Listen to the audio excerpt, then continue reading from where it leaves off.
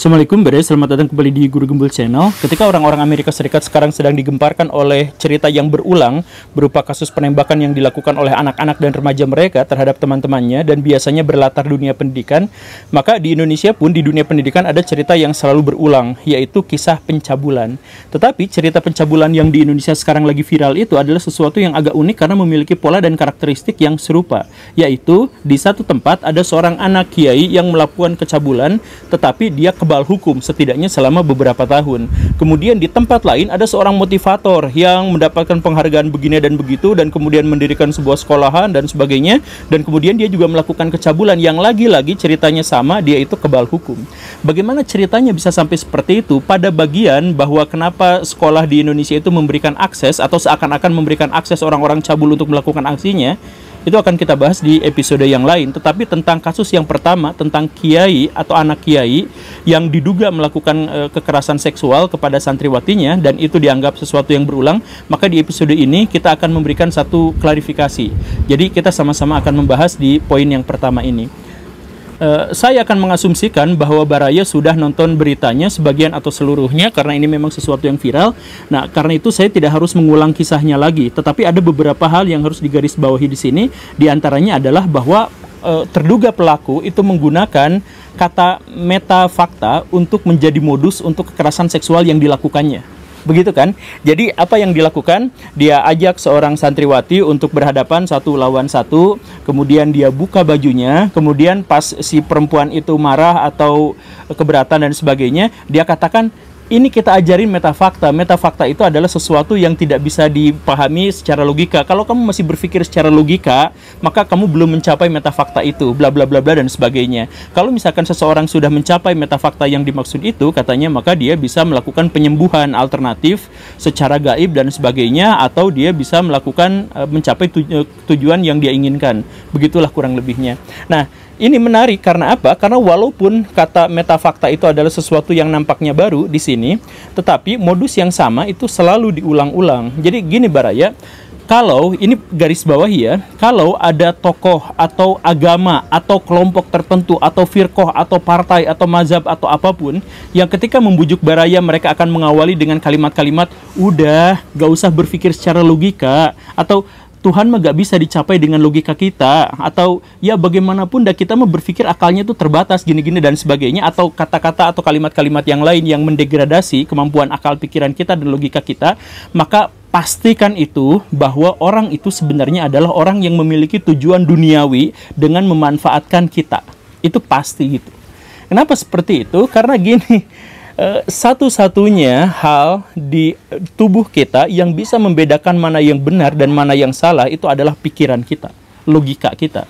Jadi kalau misalkan ada orang yang berusaha untuk merendahkan itu, dia sedang berusaha untuk menumpulkan kemampuan kita dalam membedakan mana yang benar dan mana yang salah. Dan kenapa harus ditumpulkan mana yang benar dan mana yang salah? Kemungkinan besar karena dia memang sedang mengajarkan sesuatu yang salah.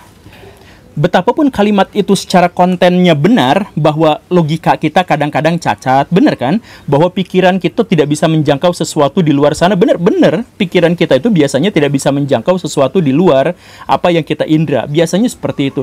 Tetapi betapapun faktanya demikian, tetapi ketika fakta itu menjadi sebuah alasan, maka alasan itu dipastikan adalah alasan yang mendorong kita untuk melakukan satu kejahatan tertentu. Orang-orang fasis menggunakan cara seperti ini, gak usah pakai logika, yang penting kerja.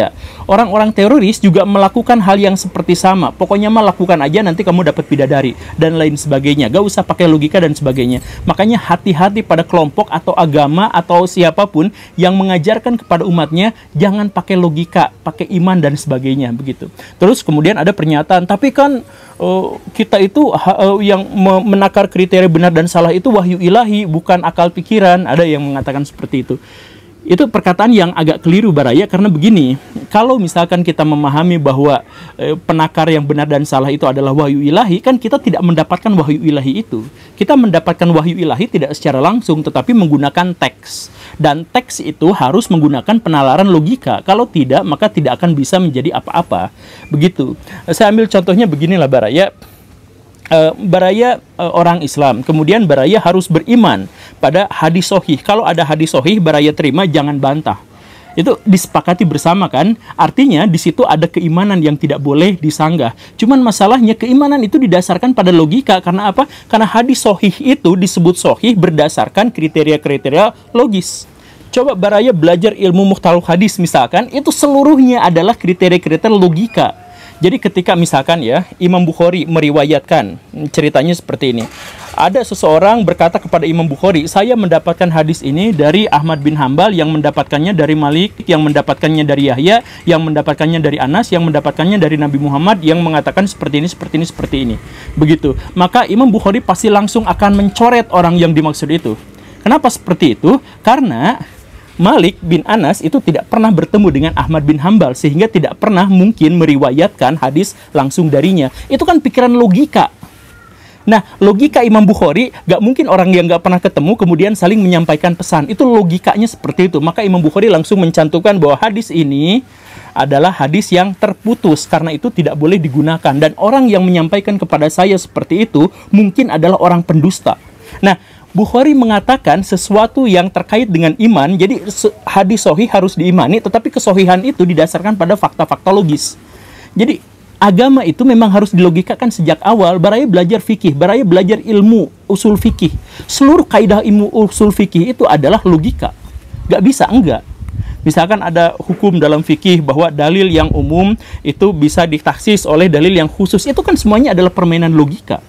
Gak ada di dalam Qur'annya seperti itu. Nah, tapi kaidah-kaidah itu kemudian sakral, kemudian bisa digunakan oleh kita untuk menentukan satu hukum yang sakral dan sebagainya adalah karena logika. Maka dalam Islam, iman itu tidak sah kalau misalkan tidak didasarkan pada logika, pada dasar pemikiran yang benar. Makanya di dalam Al-Quran sering dihujat orang-orang yang beriman tetapi cuma ngikutin orang-orang saja, ngikutin bapak-bapaknya itu adalah orang-orang jahiliyah. Itu di beberapa ayat Al-Quran disebutkan seperti itu. Jadi sekali lagi, kalau ada orang atau kelompok atau sekte agama dan sebagainya yang kemudian dia mengajak tapi dengan awalnya itu merusak dulu logika atau merendahkannya dulu logika, maka justru kita harus mencurigainya sebagai aliran yang sebenarnya ingin memanfaatkan itu demi kepentingan-kepentingan duniawinya dia. Itu yang pertama. Kemudian hal kedua yang harus kita ambil pelajarannya itu adalah bahwa ternyata si orang yang terduga cabul itu dia bersembunyi, dan ketika mau ditangkap sama polisi malah dihalang-halangi oleh massa yang sangat banyak, santri-santriwati yang berani konflik, ribut sama polisi demi menyelamatkan orang-orang atau menyelamatkan orang yang cabul tadi itu atau yang terduga cabul tadi. Nah, ini adalah sesuatu yang sangat luar biasa. Bagaimana ceritanya ada orang yang terduga cabul itu malah dilindungi oleh orang-orang yang sangat religius atau orang-orang yang sedang ada dalam dunia pendidikan yang religius. Kenapa bisa seperti itu? Nah, ini fenomenanya adalah lanjutan dari yang tadi itu. Ketika ada lembaga pendidikan atau sekte atau apapun yang sejak awal mengatakan bahwa jangan pakai logika dan sebagainya, maka orang-orang yang didoktrin di sana akan menjadi terbalik berpikirnya. Jadi logika yang benar dan yang logika yang salah itu begini. Misal ya, ada ulama. Kalau ulama yang benar, ini ulama yang benar sesuai logika ya. Ulama yang benar sesuai logika itu adalah dia pinter banget, dia baik banget, dia berkontribusi kepada masyarakat, dia tidak memiliki cacat moral, dia selalu memberikan kemanfaatan kepada orang lain. Tetapi semua yang barusan disebutkan itu adalah dalam ranah perbuatan. Gak ngomong perbuatan, dia perbuatannya berbuat baik, nyumbang kepada orang lain, ilmunya luas, sangat banyak dan dimanfaatkan untuk kepentingan masyarakat dan sebagainya. Itu yang asli. Dan karena itu, maka masyarakat menyebut dia atau mengangkat dia ulama. Itu yang benar. Yang salahnya bagaimana? Ulama yang salah atau yang palsu itu adalah dia tidak memiliki seluruh kriteria itu, tetapi sejak awal dia sudah ngomong bahwa saya ini kiai, saya ini habib, saya ini haji, saya ini ustadz, dan sebagainya. Dan dia kemudian membenarkan seluruh tindakan salahnya dengan tameng agama. Dia melakukan apapun, ini kan akidah saya, ini kan agama saya, dan lain sebagainya. Jadi agama dijadikan tameng untuk melakukan kejahatan. Seperti itu. Itu yang salah. Nah, logika berpikir kita benar-benar bisa membedakan itu. Ada orang yang baik banget, dia nggak ngomong, tapi kita akan angkat dia sebagai ulama karena dia adalah orang yang baik. Secara logika seperti itu. Nah, tetapi karena yang tadi itu logikanya sudah dihapuskan, maka kita akan terjebak pada cerita-cerita yang akhirnya menghancurkan. Ada orang yang cuman mengatakan secara lisan bahwa saya ini adalah ulama, saya adalah kiai dan sebagainya, maka dia akan diikuti, dan ketika dia melakukan hal yang paling keji sekalipun, dia akan dianggap sebagai satu kebaikan. Dan ini sudah berlaku sejak zaman dulu. Jadi dulu itu ada pemimpin atau orang yang dianggap sebagai pendiri sekte Islam Syiah Ismailiyah. Orang yang atau sekte yang untuk kebanyakan muslim dianggap sebagai aliran sesat atau aliran menyimpang. Kenapa seperti itu? Karena bahkan ayahnya sendiri itu tidak mau menerima dia sebagai anak gitu. Karena Ismail itu pendirinya itu pemabuk berat, suka berzina, suka berjudi. Pokoknya semua hal-hal yang buruk tentang agama itu dia melakukannya.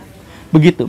Nah, tetapi ketika dia melakukan hal-hal keburukan terkait dengan tameng agama, dia mengatakan seperti ini, saya ini Habib, saya ini Ismail, ayah saya namanya Ja'far Shodiq, ayahnya kakek saya itu namanya adalah Muhammad Al-Bakir, anak dari Ali Zainal Abidin, anak dari Husain, anak dari Fatimah, anak dari Nabi Muhammad. Saya ini Habib. Jadi apapun yang saya lakukan itu pasti benar. Kalau misalkan kamu gak bisa menggapai sesuatu yang benar dari apa yang saya lakukan, berarti logika kamu memang salah. Makanya jangan pakai logika, pakai iman. Nah, kayak gitu kan, didoktrinnya seperti itu. Akhirnya apa? Dia mendapatkan pengikut yang sangat banyak, tapi ajarannya menjadi sangat kacau. Karena apa? Karena dia berusaha untuk membenarkan semua tindakan-tindakan jahatnya dengan dalil-dalil agama. Dan kalau sudah seperti itu, maka orang-orang yang ada di bawahnya juga akhirnya menjadi kacau. Agama yang seharusnya menjadi sumber dari dan awal mula peradaban, kemudian menjadi penghancur peradaban. Jadi orang-orang seperti ini adalah orang-orang yang memang tersebar sepanjang sejarah di seluruh dunia. Apapun agamanya, apapun suku bangsanya, pasti ada orang-orang yang semacam ini. Maka satu-satunya cara agar kita bisa mengenalinya adalah dengan mengasah kemampuan logika kita, atau setidaknya menolak orang-orang yang berusaha untuk merusak kemampuan berlogika kita. Seperti itu. Kemudian hal ketiga yang harus kita soroti itu adalah tentang bagaimana tanggapan orang tua, dalam hal ini ayahnya, ketika dimediasi sama Pak Polisi. Jadi dia, Pak Kiainya mengatakan bahwa tolong jangan tangkap anak saya, demi kebaikan bersama, demi Indonesia Raya, tolong silahkan kasusnya diselesaikan saja, karena ini fitnah dan ini sekedar masalah keluarga saja. Begitu kan kurang lebihnya. Nah, saya pikir dalam hal ini apa yang saya sampaikan pada 2 poin sebelumnya itu sudah terbukti bahwa hal yang sakral itu dalam hal ini adalah demi Indonesia Raya itu digunakan untuk membenarkan satu kejahatan tertentu atau melindungi kejahatan tertentu. Begitu. Saya duga sih ini ya bukan gara-gara Pak Kiainya kayak gimana, ini gara-gara Pak Kiainya memang sayang sama anaknya dan berusaha untuk melindungi anaknya, itu saja sih. Tapi di luar itu dia menggunakan sesuatu yang sakral, yaitu Indonesia Raya atau kerukunan atau dan sebagainya untuk menghentikan kasusnya. Dan ini sudah jelas terbukti seperti yang saya sampaikan sebelumnya. Tetapi kemudian beliau juga menyampaikan bahwa tolong, karena ini adalah fitnah dan ini adalah masalah keluarga. Saya sampaikan satu demi satu masalah ini ya. Terkait dengan bahwa ini adalah fitnah, maka mungkin saja ini memang fitnah. Dan karena ini mungkin fitnah, maka sejak awal saya sebut ini adalah terduga pelaku, bukan pelakunya. Nah, tapi untuk bisa menunjukkan bahwa ini adalah pelaku sesungguhnya atau bukan pelaku, atau difitnah sebagai pelaku, maka dia harus masuk ke pengadilan. Bagaimanapun di dalam Islam, kan Pak Kiainya seorang muslim tentu saja kita mengetahuinya. Dalam Islam itu pengadilan itu adalah bagian dari syariah. Kalau misalkan saya mau sebut, Islam adalah satu-satunya agama yang menyebut kalau ada orang yang bersengketa, silahkan adukan ke pengadilan, silahkan selesaikan di pengadilan. Jadi pengadilan itu adalah bagian dari syariah. Jadi kalau misalkan ada yang dituduh, ada yang ya silahkan ke pengadilan. Jangan sampai kalau misalkan anak saya difitnah, ya tahu dari mana kita difitnah atau tidak, itu ada dari pengadilan.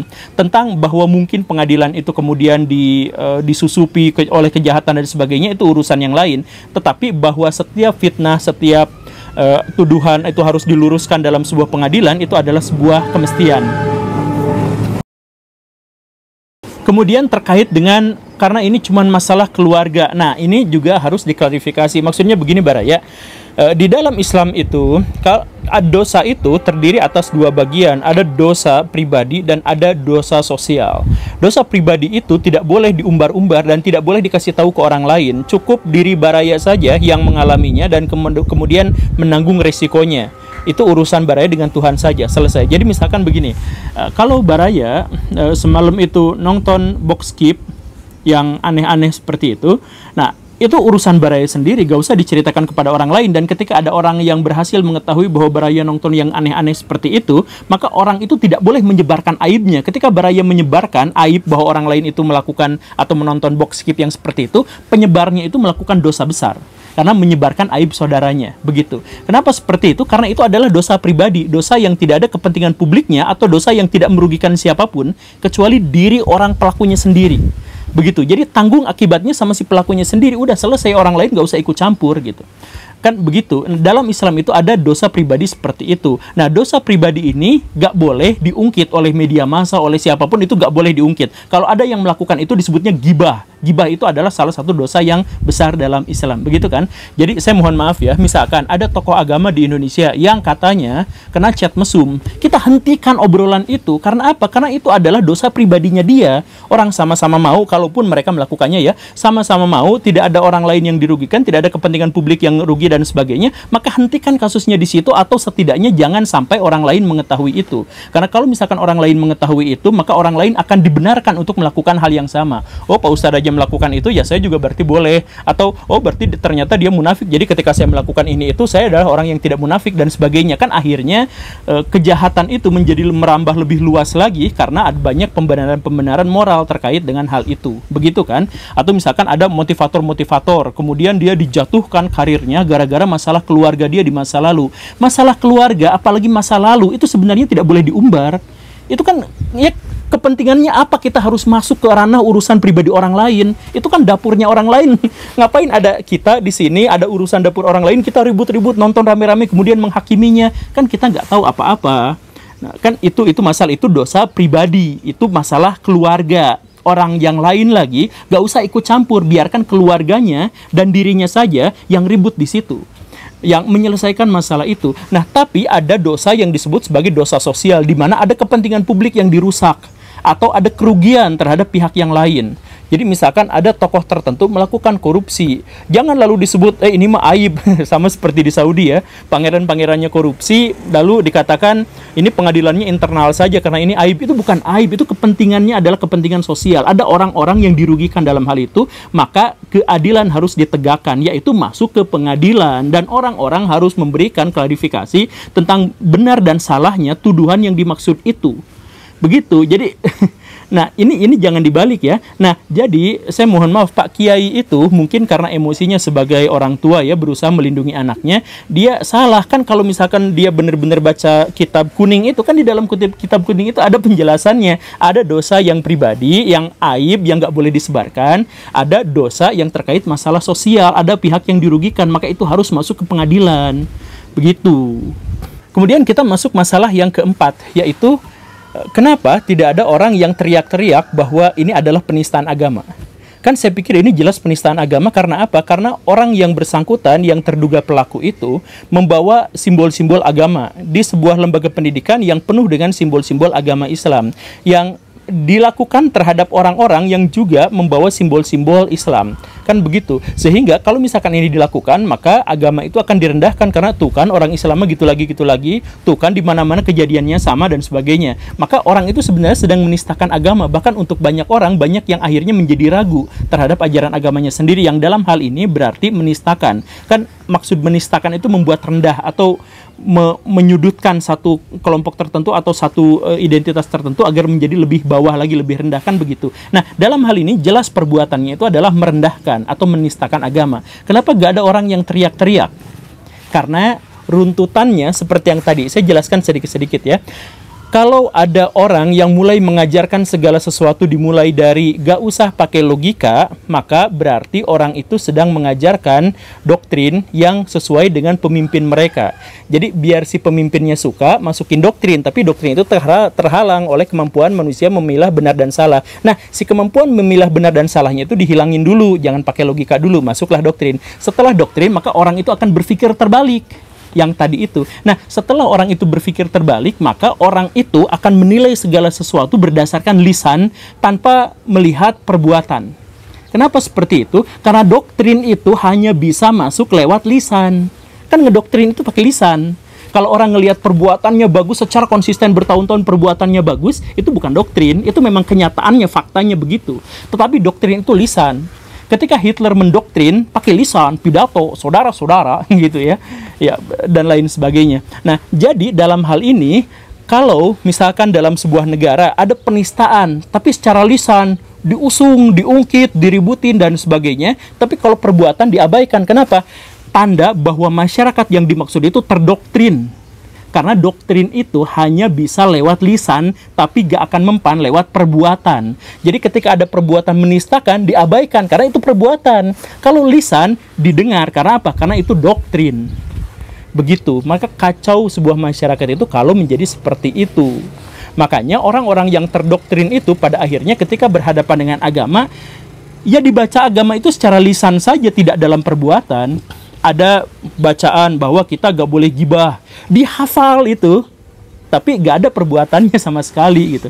Jadi ibaratnya kalau mereka itu masuk ke kios Batagor, mereka itu hanya membaca dan menghafalkan. Ini daftar harganya, menunya dihafalkan sampai hafal sampai detail-detail hurufnya dan sebagainya. Oh, ini hurufnya Times New Roman, dihafal sampai ditafsirkan begini dan begitu. Tetapi Batagornya nggak dimakan.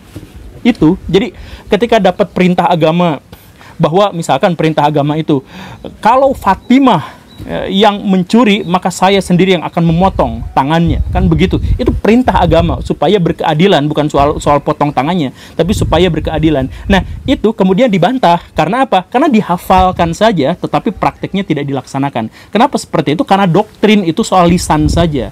Makanya kalau ada sebuah negara yang kacau balau, padahal banyak menghafal ayat kitab suci dan sebagainya, maka mereka itu sebenarnya adalah orang-orang yang terdoktrin. Karena apa? Karena sejak awal mereka dikatakan, gak usah pakai logika, yang paling penting iman.